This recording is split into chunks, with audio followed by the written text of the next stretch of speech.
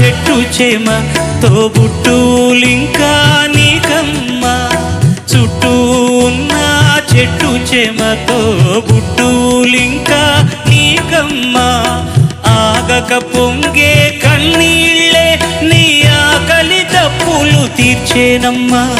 ఆగక పొంగే కన్నీళ్ళే నీ ఆకలి దప్పులు తీర్చేనమ్మా. పట్టిన గ్రహణం విడిచి నీ బతుకున పున్నమి పండే ఘడియ వస్తుందమ్మా ఒకనాడు.